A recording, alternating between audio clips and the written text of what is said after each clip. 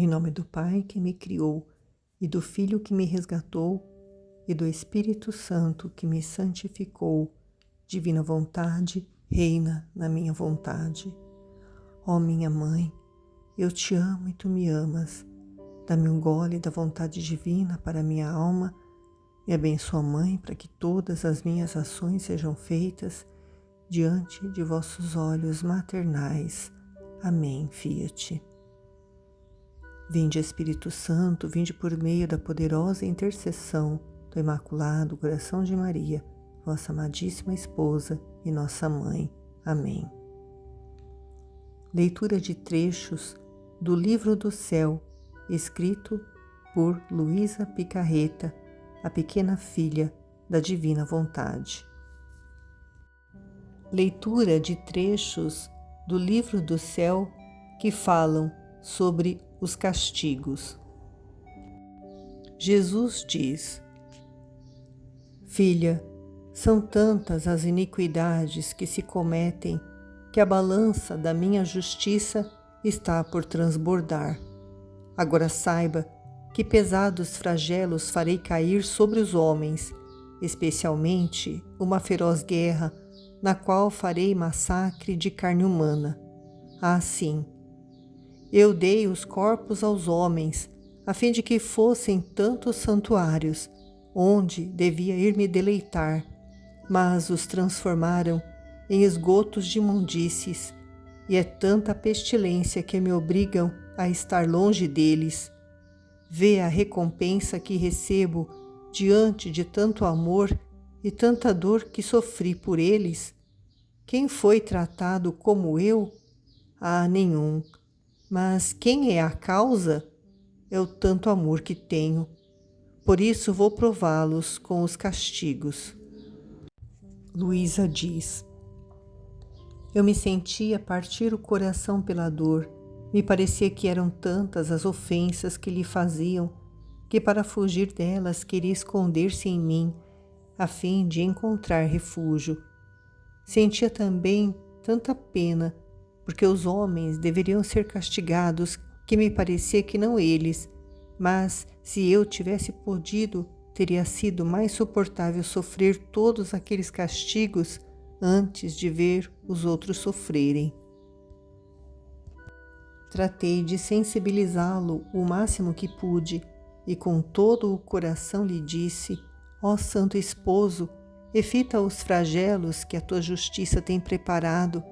Se a multiplicidade das iniquidades dos homens é grande, há aí o mar imenso do teu sangue, onde podes inundá-las, e assim a tua justiça ficará satisfeita. Se não tens onde ir para deleitar-te, vem a mim, que te dou todo o meu coração, para que repouses e te deleites com ele. É verdade que também eu sou um lugar imundo de vícios, mas tu podes purificar-me e fazer-me como tu queres. Mas, por favor, aplaca-te. Se for necessário o sacrifício da minha vida, de bom grado o farei, contanto que poupe tuas imagens. E o Senhor, interrompendo o meu falar, continuou a dizer-me: Precisamente isto é o que eu quero. Se tu te ofereceres para sofrer, não como até agora, de vez em quando, mas continuamente, todos os dias e por um curto período de tempo, eu pouparei os homens. Vê, pois, eu te porei entre a minha justiça e a iniquidade das criaturas. E quando a minha justiça estiver cheia de iniquidades, de modo que não as possa conter, e se veja obrigada a mandar os flagelos para punir as criaturas, encontrando-te no meio, em vez de golpeá-las, ficarás tu golpeada. Só assim poderei te contentar em livrar os homens, de outro modo não. Em outro trecho, em 10 de março de 1899, Jesus diz: Minha filha, minha justiça se tornou muito pesada, e são tantas as ofensas que me fazem os homens que não posso mais sustentá-las. Portanto, a foice da morte está a ponto de matar a muitos, de improviso e de enfermidades, E além disso, são tantas as penalizações que verterei sobre o mundo que serão uma espécie de juízo. Quem pode dizer os tantos castigos que me fez ver e o modo como eu fiquei aterrorizada e espantada?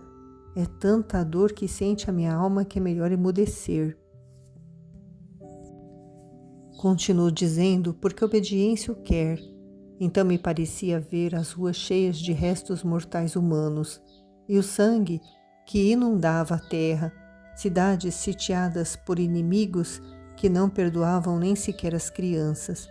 Me pareciam como tantos animais saídos do inferno, não respeitavam nem igrejas nem sacerdotes.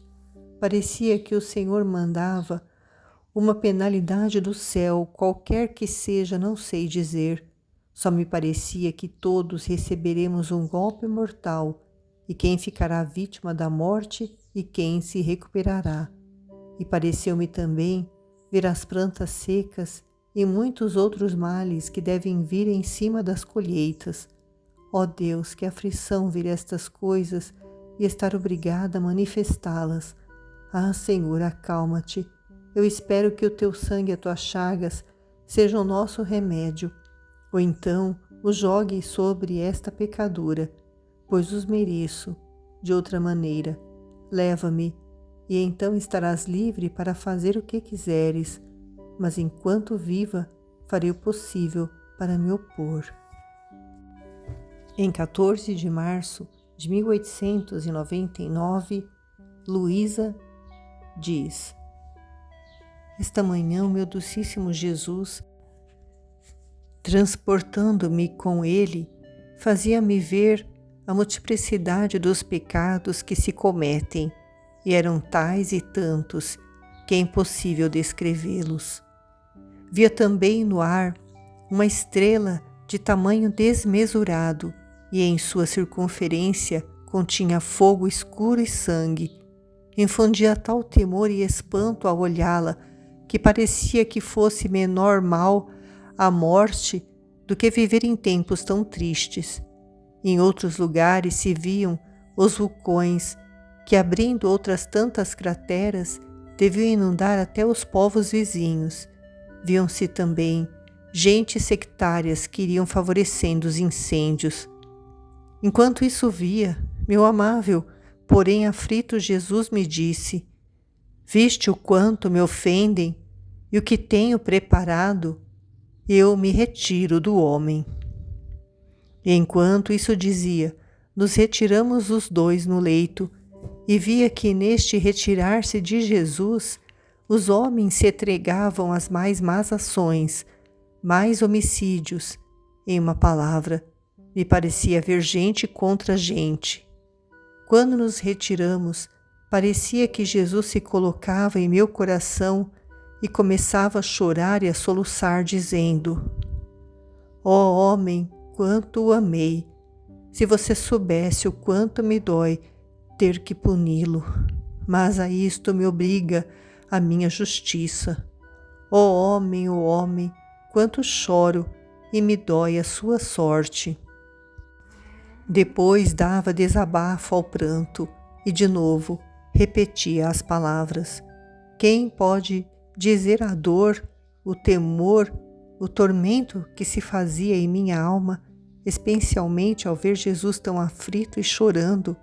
Quanto mais podia, escondia a minha dor, e para o consolar dizia-lhe: Ó Senhor, peço que nunca castigue os homens. Esposo santo, não chores, tal como fizestes outras vezes, assim farás agora, derramarás em mim, far-me-ás sofrer a mim, e assim a tua justiça não te obrigará a castigar as nações.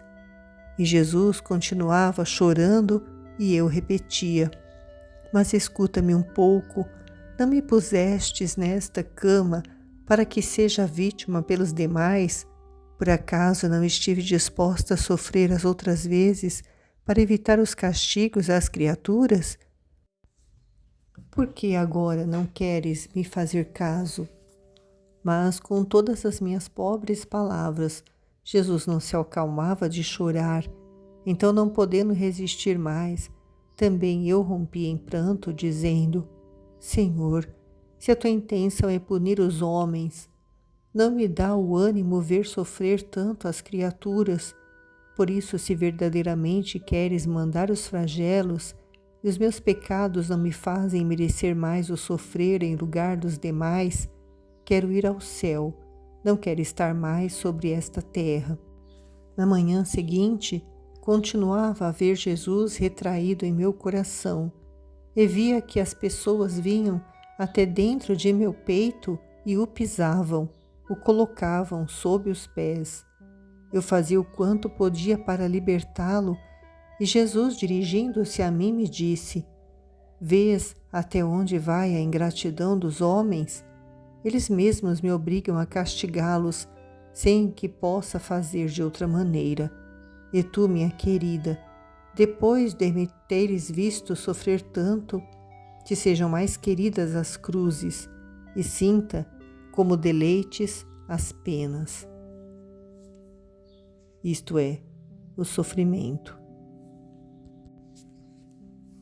Em 18 de março de 1899, Luísa diz: Esta manhã o meu amado Jesus continuava a fazer-se ver dentro do meu coração, e vendo um pouco mais amável, armei-me de coragem e comecei a pedir-lhe que não mandasse tantos castigos. E Jesus me disse: O que te move, minha filha, a pedir-me que não castigue as criaturas? Eu imediatamente respondi: Porque são tuas imagens, e devendo as criaturas sofrer, virias tu mesmo a sofrer. Então Jesus, dando um suspiro, me disse: Me é tão querida a caridade que não podes compreendê-la. A caridade é simples, como o meu ser, que, embora seja imenso, é também simplíssimo, tanto que não há parte na qual não penetre. Assim, a caridade, sendo simples, se difunde por toda parte, não tem deferência por nenhum, amigo ou inimigo, vizinho ou estrangeiro, a todos ama. Em 20 de março de 1899, Luísa diz: Esta manhã, Jesus transportou-me para fora de mim mesma e fez-me ver muitas pessoas, todas em discórdia. Oh, quanta dor dava a Jesus! Eu, vendo-o sofrer muito, pedi-lhe que se derramasse em mim suas amarguras. Mas como continuava querendo castigar o mundo, Jesus não queria derramá-las em mim.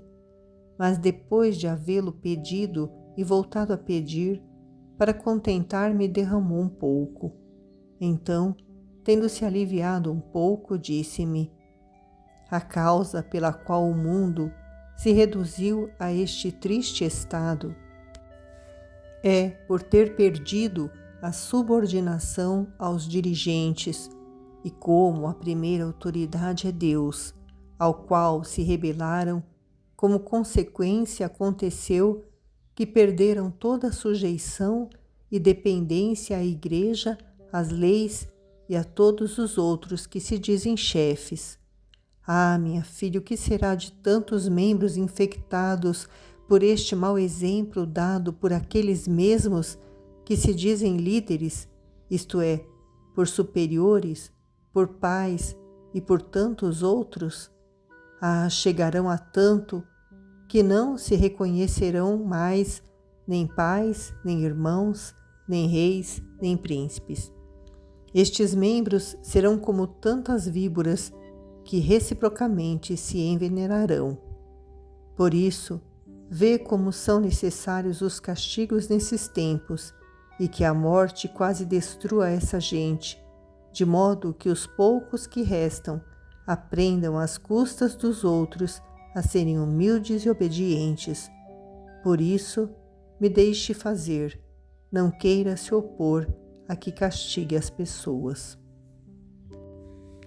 Em 14 de junho de 1899, Luísa diz: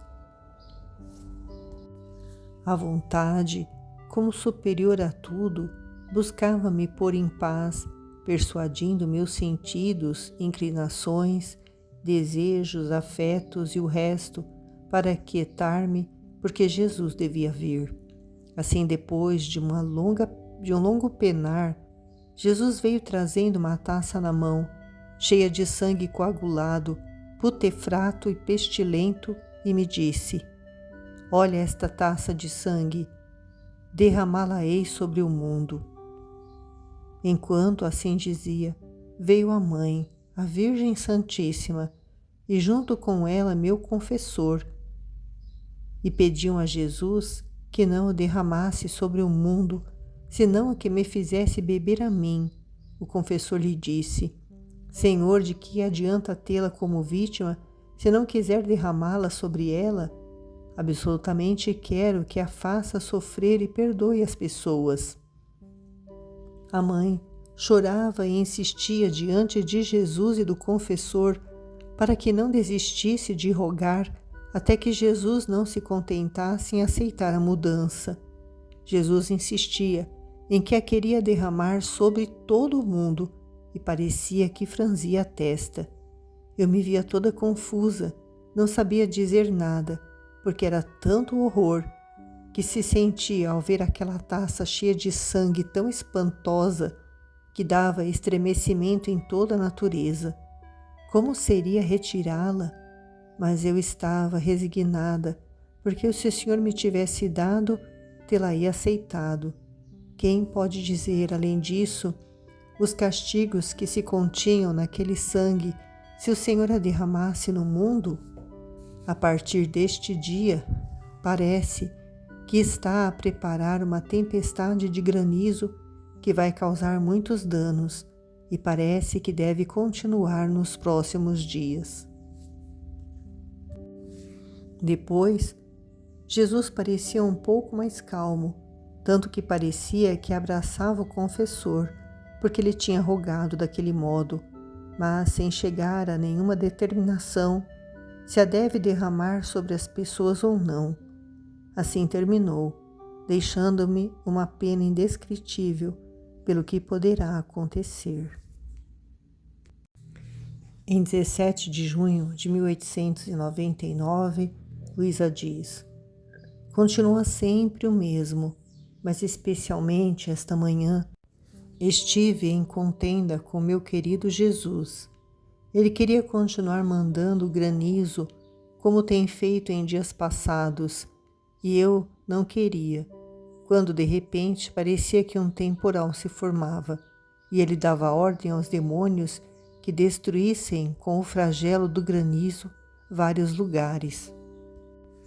Então, desagradando-se por meu descontentamento, me disse: minha filha, no entanto, eu gostaria de te contentar. Façamos assim.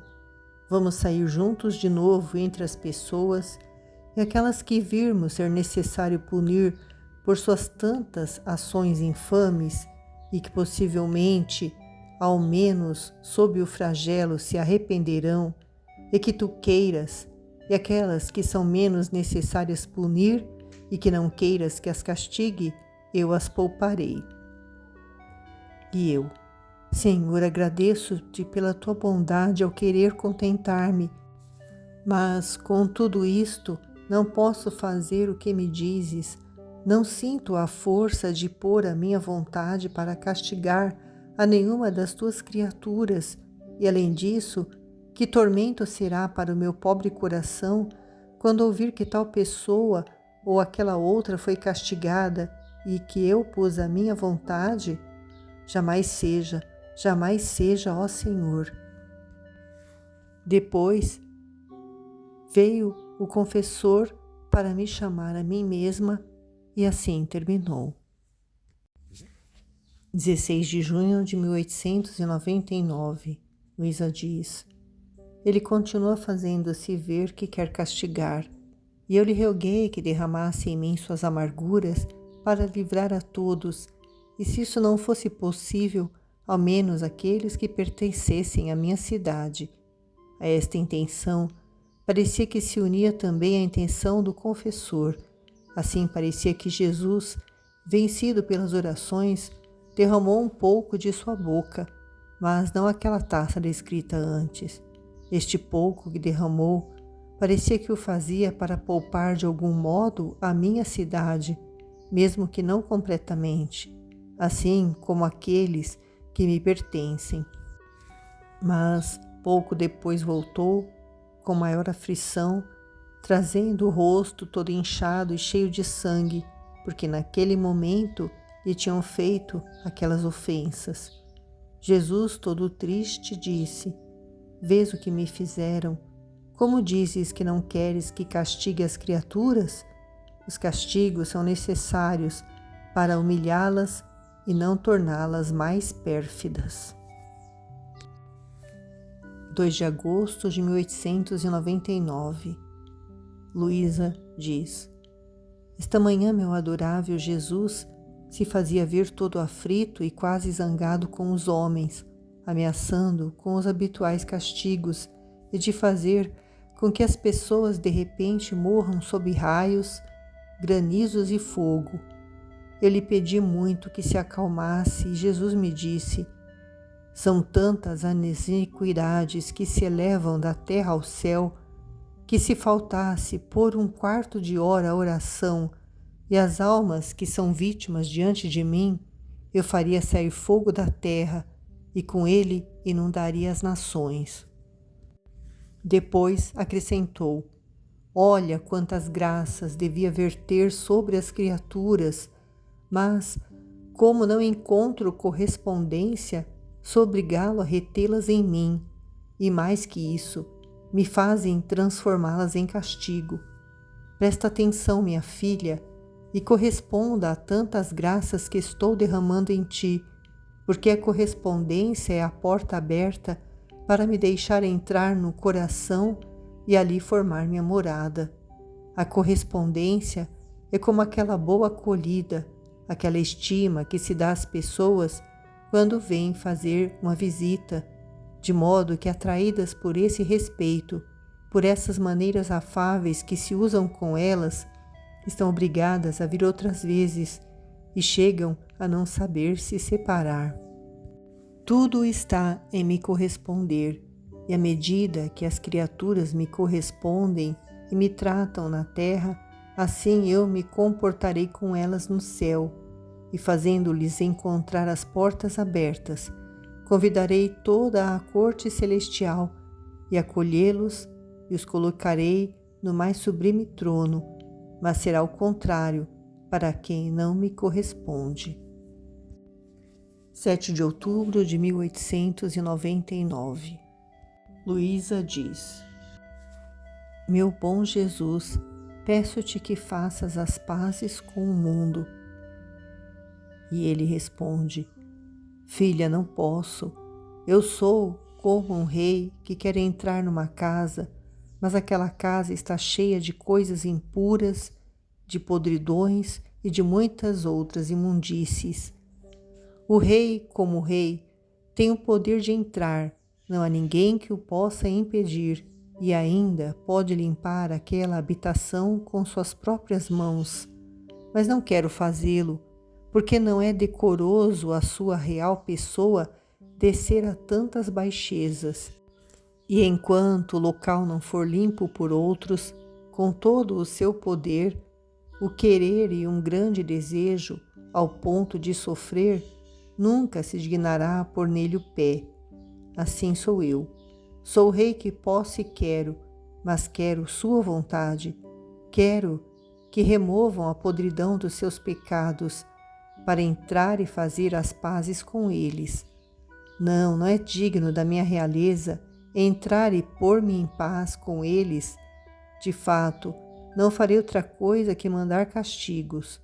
O fogo da tribulação os inundará por toda parte, até aterrorizá-los, a fim de que se lembrem que existe um Deus, o único que pode ajudá-los e libertá-los. E eu, interrompendo o seu falar, disse-lhe: Senhor, se queres lançar mão dos castigos, eu quero ir. Não quero estar mais nesta terra.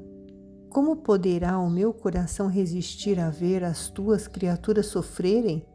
E Jesus, tomando um aspecto benigno, disse-me: se tu vieres, onde habitarei nesta terra? Por agora pensemos em estar juntos aqui, pois teremos muito tempo para estar no céu, toda a eternidade. E além disso, muito cedo esquecestes o ofício de ser minha mãe na terra. Portanto, enquanto castigar as pessoas, eu virei me refugiar e morar contigo. E Luísa diz: ah, Senhor, de que serviu meu estado de vítima durante tantos anos? Que bem tem chegado aos povos, já que tu me dizias que me querias como vítima para poupar os castigos às pessoas? E agora me fazes ver que esses castigos, em vez de acontecerem tantos anos atrás, vão acontecer agora, nem mais nem menos que isto? E ele: minha filha, não diz isso. Minha longanimidade foi por teu amor, e o bem que veio disto foi que terríveis castigos que deviam fazer estragos por muitíssimo tempo, agora por isso serão mais breves. E não é um bem que alguém, em vez de estar por muitos anos sob o peso de um castigo, esteja apenas por poucos? Além disso, ao longo destes últimos anos, com guerras, mortes imprevistas que não deviam ter tido tempo de se converter, em vez disso, tiveram-no e salvaram-se. Não é isto um grande bem? Minha dileta, por agora não é necessário fazer-te compreender o proveito do teu estado para ti e para os povos, mas o mostrarei quando vieres ao céu, e no dia do juízo mostrarei a todas as nações. Por isso, não fale mais deste modo. 14 de outubro de 1899. Jesus diz: paz, paz, paz. Não sabes tu que o reino da esperança é reino de paz, e o direito desta esperança é a justiça? Tu, quando vires que a minha justiça se arma contra as nações, entra no reino da esperança e, investindo-te das mais poderosas qualidades que ela possui, ascende ao meu trono e faze o que puderes para desarmar o meu braço armado, e isto farás com as vozes mais eloquentes, mais ternas, mais compassivas, com as razões mais poderosas, com as orações mais ardentes, que a própria esperança te ditará. Mas, quando tu vires que até a esperança está prestes a defender certos direitos de justiça que são absolutamente necessários e que querê-los ceder seria uma afronta a si mesma, o que não pode jamais ser, então conforma-te a mim e entrega-te à justiça. Ah, Senhor, como posso fazer isso? Parece-me impossível o simples pensamento de que deves castigar as pessoas, sendo tuas imagens, não posso tolerá-lo, se ao menos fossem criaturas que não te pertencessem. No entanto, isto é nada. O que mais me entristece é que devo ver-te, estou prestes a dizer, golpeado por ti mesmo, esbofeteado, açoitado, afligido, porque os castigos cairão sobre teus próprios membros, não sobre os outros, e por isso tu mesmo virás a sofrer. Diz-me, meu único bem, como poderá resistir meu coração em te ver sofrer, golpeado por ti mesmo, que te façam sofrer as criaturas? São sempre criaturas e é mais tolerável, mas isto é tão duro que não posso aceitá-lo. Por isso, não posso me conformar contigo, nem ceder. E ele, pois, compadecendo-se e sentindo pena de tudo por causa deste meu falar, e tomando um aspecto aflito e benigno, disse-me: minha filha, tens razão, que serei golpeado em meus próprios membros, tanto que ao te ouvir falar, sinto todas as minhas entranhas comovidas e movidas à misericórdia, e o coração partir-se de ternura. Mas crê em mim que são necessários castigos, e se não quiseres me ver golpeado um pouco agora, me verás mais tarde terrivelmente atingido, porque ainda mais me ofenderão. E isto não te incomodaria mais? Por isso, conforta-te comigo, de outra maneira me obrigarás, para não te ver desgostosa, a não te dizer nada, e com isto virás a negar-me o alívio que sinto ao conversar contigo. Ah, sim, me reduzirás ao silêncio, sem ter com quem desabafar minhas penas. Quem pode dizer como fiquei amargurada por sua fala? E Jesus, como se quase me quisesse distrair da minha aflição, continuou a falar sobre a esperança, dizendo-me: minha filha, não te perturbes, a esperança é paz, e assim como eu, no próprio ato de fazer justiça, estou na mais perfeita paz, assim tu, imergindo-te na esperança, esteja em paz. A alma que está na esperança, ao querer afligir-se, turbar, desconfiar, incorreria na desventura daquela que, enquanto possui milhões e milhões de moedas e é rainha de vários reinos, vai fantasiando e lamentando-se, dizendo: de que vou viver? Como eu vou me vestir? Oh, estou morrendo de fome, eu sou muito infeliz. Vou me reduzir à mais estrita miséria e eu perecerei. E ao dizer isto chora, suspira e passa seus dias triste, esquálida, imersa na maior tristeza. E isto não é tudo.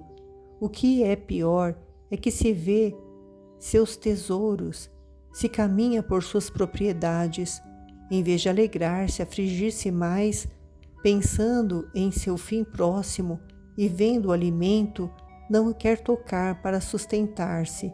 E se alguém quer persuadi-la fazendo-lhe ver concretamente suas riquezas, mostrando-as, dizendo-lhe que não pode ser que se reduza à mais estreita miséria, ela não se convence, fica aturdida e chora ainda mais sua triste sorte. O que as pessoas diriam dela? Que está louca, que se vê que não tem razão, que perdeu o cérebro. A razão está clara, não pode ser de outra maneira.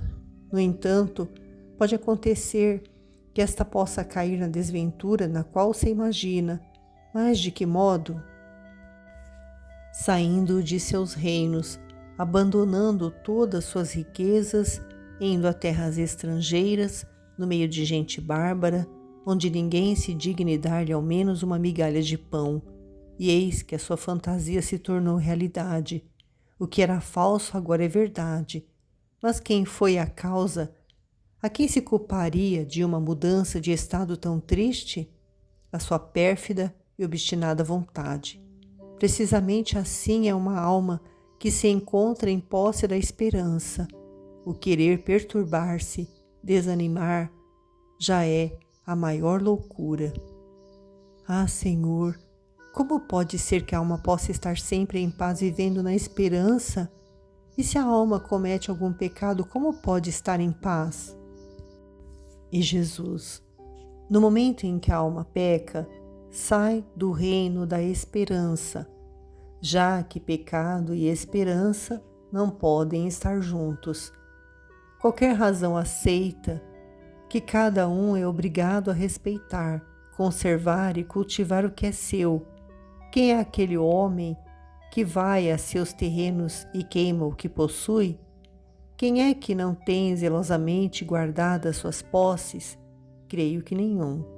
Agora a alma que vive na esperança, com o pecado, ofende a mesma esperança, e se estivesse em seu poder, queimaria todos os bens que possui a esperança, e então se encontraria na desventura daquela tal que, abandonando seus bens, vai viver em terras estrangeiras.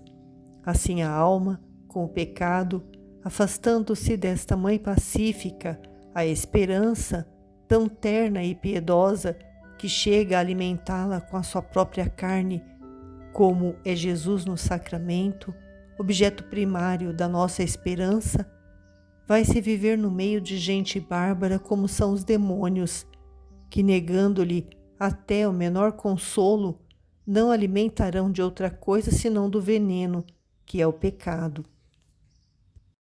Não obstante, esta mãe piedosa o que faz? Enquanto a alma se afasta dela, ficará indiferente? Ah, não! Chora, reza, chama-a com as vozes mais ternas, mais comovedoras, vai em busca dela e só se contenta quando a traz de volta ao seu reino. A natureza da esperança é paz, e o que ela é por natureza, a alma que vive no seio desta mãe pacífica consegue-o por graça.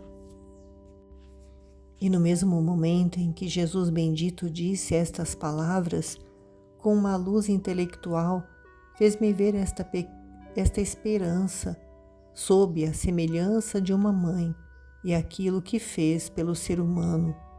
Oh, que cena tão comovente e terníssima, que se todos pudessem vê-la chorariam de compaixão, até os corações mais duros, e todos se afeiçoariam, iriam amá-la tanto, que seria impossível separar por um só momento do seu colo materno.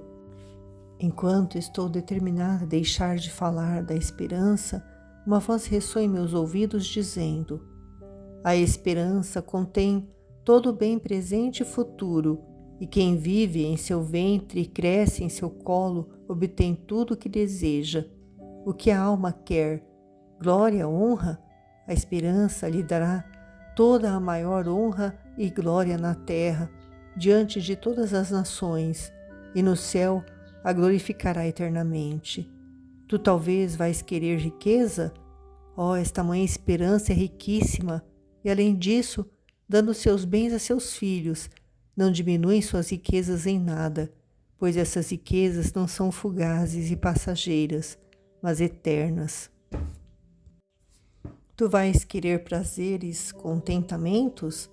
Assim, esta esperança contém em si todos os prazeres e gostos possíveis que se possam encontrar no céu e na terra, que nenhum outro jamais poderá igualá-la, e quem a seu seio se nutre, saboreia-os até a saciedade, e ó, como é feliz e contente. Quererá ser douta, sábia? Esta mãe esperança contém em si as ciências mais sublimes, antes é a mestra de todos os mestres, e quem se faz ensinar por ela, aprende a ciência da verdadeira santidade. Em suma, a esperança nos fornece tudo, de modo que se um é fraco, lhe dará a força. Se outro está manchado, a esperança instituiu os sacramentos, e aí prepara a purificação de suas manchas. Se sente fome e sede, esta mãe piedosa nos dá o alimento mais belo, mais saboroso, que é a sua delicadíssima carne, e por bebida seu preciosíssimo sangue. Que outra coisa mais pode fazer esta mãe pacífica da esperança? Quem se assemelha a ela? Ah, só ela reconciliou o céu e a terra. A esperança uniu com ela a fé e a caridade e formou este anel indissolúvel entre a natureza humana e a divina. Mas quem é esta mãe? Quem é esta esperança? É Jesus Cristo, que operou a nossa redenção e formou a esperança do homem extraviado. Amém.